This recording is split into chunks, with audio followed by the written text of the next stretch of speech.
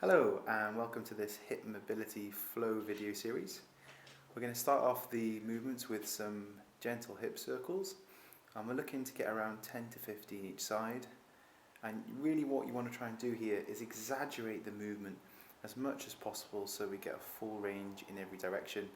You notice how there's a big hinge in the hips, and we're going for full range throughout, getting a good stretch through all the hip related muscles. From then, we're going to move on to some hip rocks. We are trying to get the knees to touch the floor on either side. We're not trying to arch the back or change anything in the low back. It's much more of a pure movement of the knees turning to the side so that we get some movement from the hips. Seeing it from the front, you see the left knee touch the ground, and similarly the right knee touch the ground. Pure hip movement, the upper body needs to stay as still as possible. Of course, if we're working with the hip, we can't ignore the low back, and so from there we're going to look to do some simple lumbar tilts. The head drops down onto the hands, and we try to arch the back and then extend the back, focusing the movement into that lumbar or low back region, and we will be getting a relative amount of hip motion there also. After completing that, we're then going to go in to try and do some deep lunges, but with movement, not as a stretch. So we're looking to get around 10 to 20 each side. Don't arch the back backwards. We want to be moving forwards with the hips, not arching. You can see there as the front knee bends, you can then bring the arms up and move forwards. So 10 to 20 repetitions, moving slowly in that motion and seen from the front. Arms high to add an additional lever, moving forwards into that movement to get some good hip extension. Try not to arch the back. Okay, then we're going to look at the adductors, the groin muscles. So the one leg is going to go out to the side and the opposite knee is at 90 degrees, and then we simply rock back down onto our heel.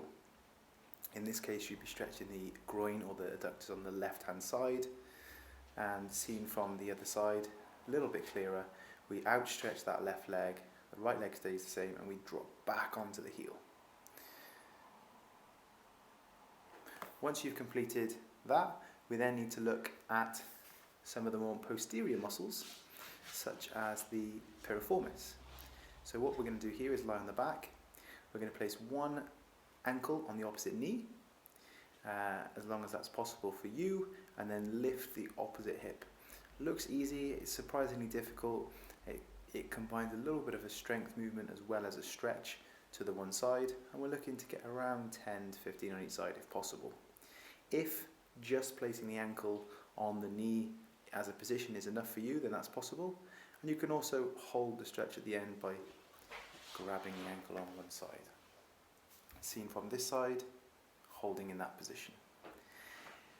We can then also do some more static movements known as a pigeon stretch, whereby we go into a deep lunge position and then drop that front hip into a rotated position to try and lengthen the structures that will allow rotation in that.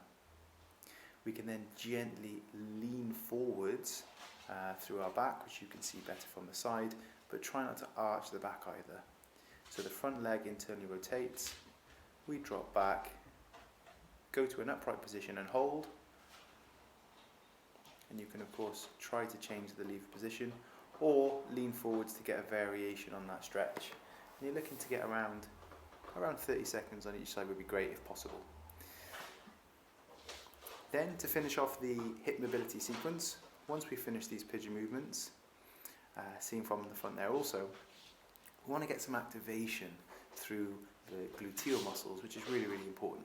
So we're going to go onto all fours, we're going to try and get around 10 to 15 on each side, and we're going to extend the hip fully and then take it out and around, and imagine the knee in this case from that position doing one big circle back to neutral.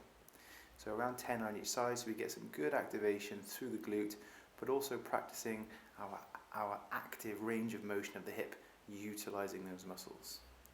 So enjoy this hip mobility flow, and any questions, don't hesitate to email us. Thanks.